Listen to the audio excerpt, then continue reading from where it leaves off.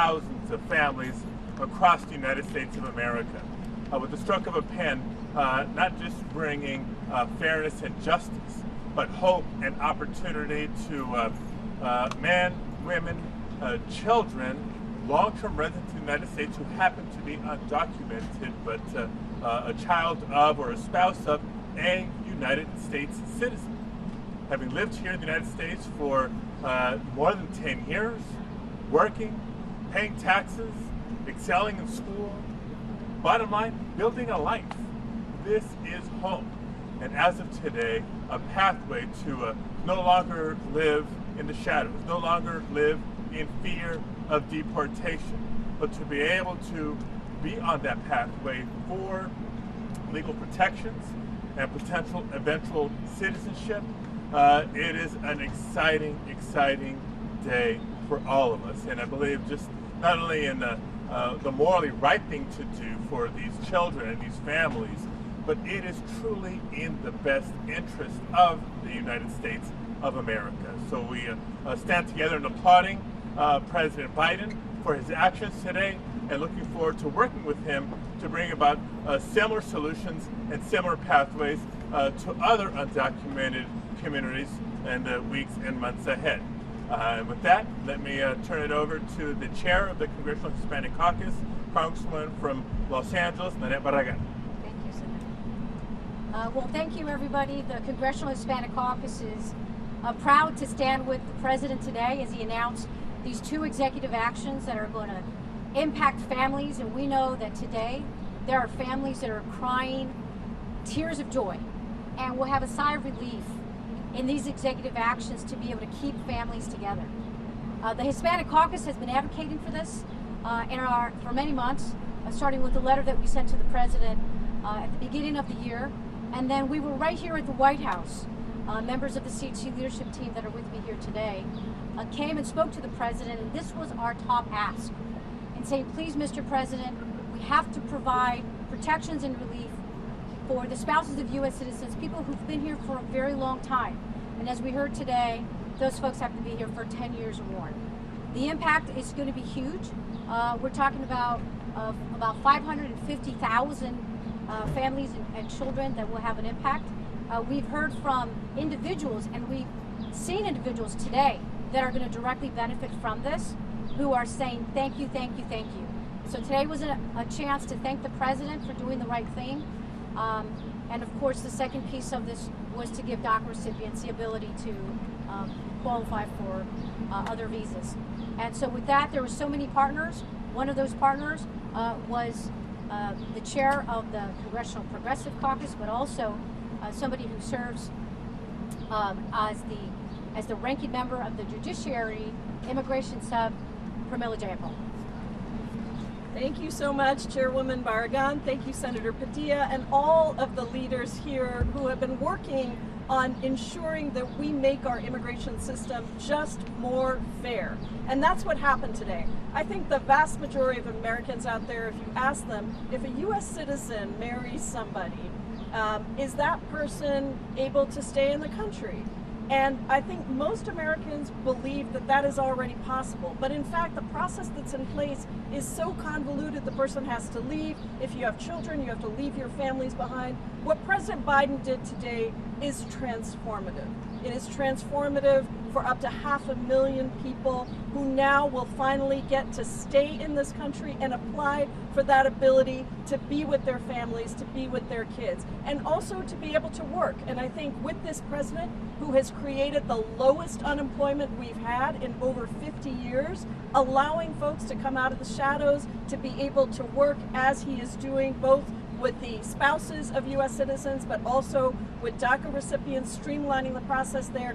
This is good for our families, it's good for our communities, and it is really good for our economy as well. This has been a long road. In November of last year, I led a letter with 87 of my colleagues asking for this parole in place for spouses of U.S. citizens, and with the Hispanic caucus, with the Progressive caucus, with so many other leaders, we have been advocating for this policy to be put in place. The same policy, by the way, that was used, as the president mentioned, with veterans. And so this is something that has been tried and tested, and we know it will stand up, and we are so grateful to President Joe Biden for using his executive authority to really transform the lives of people across this country.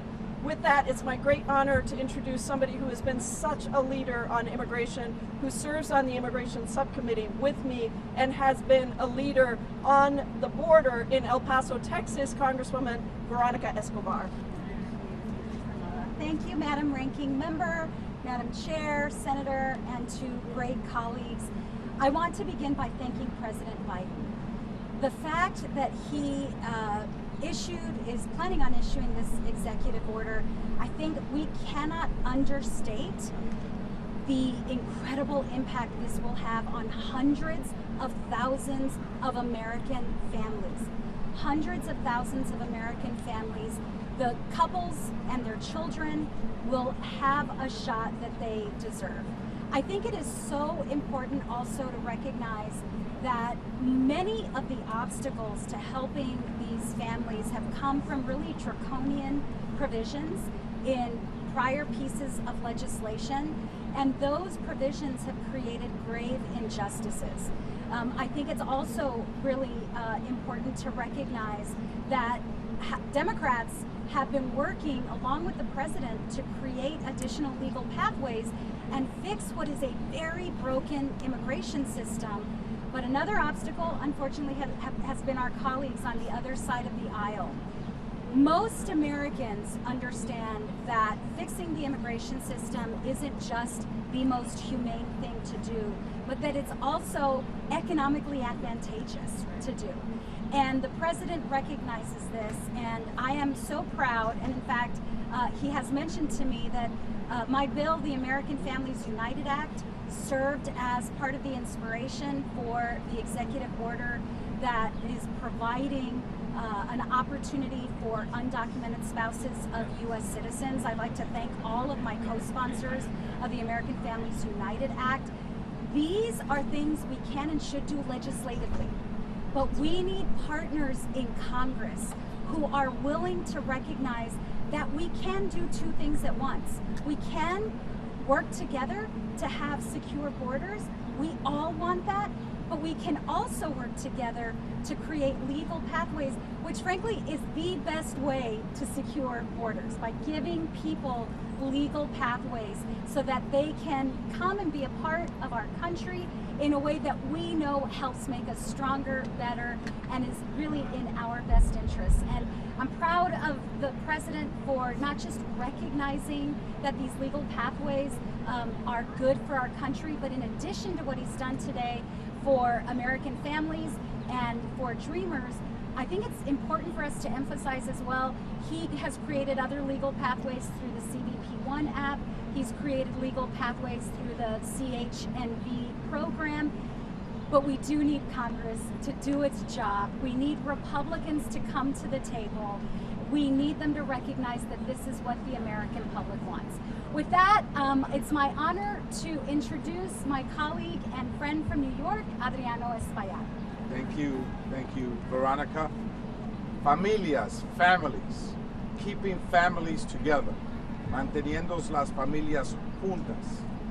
This is the common thread of both these executive orders. Not just a spouse of a U.S. citizen, a child of a U.S. citizen, but they've been here in the United States over a decade, really over 10 years. The average may be 23 years. So these are folks that have been in America for a long, long time, lingering, waiting for this to happen. They're married to a U.S. citizen, and of course, this effort, this executive order, will keep the families together.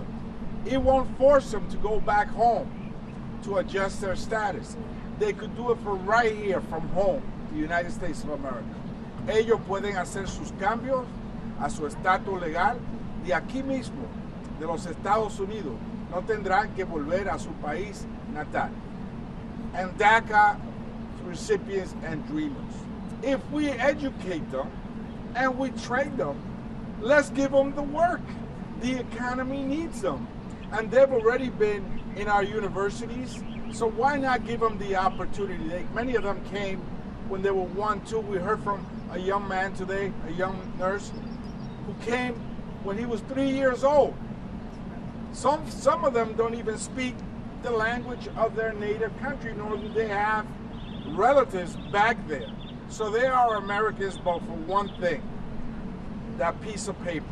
So let's give them the opportunity. Vamos a darle la oportunidad a los soñadores, a los recipientes de DACA, para que puedan trabajar y seguir moviéndose hacia adelante. Remember, families, familias. I'm Sylvia Garcia, and I'm from Houston, Texas, and I just wanted to underscore what many of my colleagues here today have already said. This is about keeping families together. There is no better or no more important family value of our country than keeping families together. I know that many of us were just stricken when we saw the past work of the former twice impeached 34 felony convict, former president, who was about tearing families apart. This is different, and it's different because Joe Biden has a heart. He knows this is the right thing to do. He knows it's the Christian thing to do. He knows it's in the country's best interest. And all you have to do is look at a GAO report that came out a couple of months ago that simply said that the immigration surge in the next 10 years will contribute $7 trillion, that's with a T, dollars in the next decade. And about $1 trillion in revenues, because just like Javier is a nurse, he pays taxes. So revenues that come to our country through many of these workers are important. What would we do if we had a $1 trillion gap? Think about it. So it's more than just keeping families together. It's also about keeping our economy strong. It's about making sure that all these kids have a shot at the American dream. I couldn't be prouder of Javier. Listen to what he said. He worked during the pandemic in the most critical cases. And I'm from Houston. I know the work of Methodist Hospital. I know the work that they did there. I worked with them throughout the pandemic. And we need more people like him. And that's the image that, frankly, I asked you all to project. We're tired, frankly, just seeing the same photographs of the border. No offense, Veronica. You know, it's almost like a stage setting now. Everybody just flocks there, takes pictures, does the photo ops. Go visit to the people that are being impacted by this action. It is heartfelt. It is people who are working, people who are contributing, people who are in our churches and our schools, people who, frankly, are as American as we are, and their hearts are mind and soul, they're Americans. And I tell you, the president's right. America loves dreamers. They get 70 to 80% support for what we're doing today. America loves dreamers, and dreamers love America. Thank you. Ma'am, on the asylum move that the president made 2 weeks ago. Yes. Catholic bishops are urging the president to reverse course on that. And they say, quote, imposing arbitrary limits on asylum access and curtailing due process will only empower and embolden those who seek to exploit the most vulnerable, end quote. Your response to that? I'm Catholic. I listen to the bishops on many issues, and this is one that I do agree with them on. But today we're not here to talk about asylum. We're here to talk about kids getting their fair shot and being able to reach the American dream, keeping families together. I think that that's one issue that we can continue to work on, and I think the president's going to be open to doing that. And remember, there's triggers involved here. It's we can keep watching. Thank you. I have a question for you about the I'm sorry, go ahead, Jim. Thank you. A question about the politics of this. President Biden is struggling with progressives, especially young progressives. Do you think this will help? Well, I think that this is going to help people across the country to see that we are making the fixes to the immigration system that the president is able to make, that's within his power. Let's not forget what Veronica said, that it's our colleagues across the aisle that have been clearly stopping us from any progress on humane immigration reform. The president introduced a bill on day one. And so yes, I think today there are people across the country, 500,000 people across the country, who are going to see President Joe Biden keep their families together. It gives us hope. I know I had tears in my eyes when I was listening to Javier speak, because there are 500,000 Javiers across this country who today have hope because of what President Joe Biden did. So I think it absolutely helps. Every little piece helps as we're putting together the winning coalition that will re-elect Joe Biden to the White House, will put House Democrats back in power in the House, and will make sure that we keep the Senate, and that we ultimately pass humane reforms that modernize our immigration system, that contribute to our economy, and that keep families together. Congresswoman, That's you mentioned that you think You were on the NDAA, the committee that is sponsoring NDAA, and I heard you last week talk about families. And of course, we have a large number of immigrants who are in the military. I wonder if you can, since you have your hands in multiple things concerning these topics, I wonder if you can express a tie-in between families. I heard a story years ago about, for example, a woman who was sent back to her native country. She was married to a man in the military. So can you just do a tie-in on the impact of those folks in the military for this change? Yeah, absolutely. So we know that there are U.S. citizens who have married undocumented spouses who are unable to adjust their status because of draconian policies that were passed in the 1990s. And those policies that prevented even a judge from adjudicating the case, even the opportunity for these families to fight their case on a case-by-case basis, those draconian changes basically are keeping families apart, making some families live in the shadows. And we know that some of these families even are members of the United States military. It is a fundamental value in the United States. I believe, we believe, the president believes, to keep our families together. And we know that many of these individuals are incredibly patriotic and want to just fight for a shot for their family members, whether they are a member of the U.S. military or not, and they deserve that shot. They deserve to be able to adjudicate their case. They deserve to be able to plead their case and be given an opportunity on a case-by-case basis. We invest tremendously in the United States military. You mentioned my work on armed services and the NDAA. We know for a fact that many immigrants are members of the United States military. So this is why it's important for Congress to do the right thing and get to work and rectify these injustices. We are all applauding the president's executive order. It should not take executive action because we have a legislative body known as the United States Congress. We need to do our job. We need to do our job, but with Republican obstruction, in the absence of having a functioning Congress, the president has no other choice but to work on addressing these injustices through executive order, and we're all very proud of him and grateful for him. And I think that's Thank you, everybody. it. Thank you guys so much. We're going to bring out some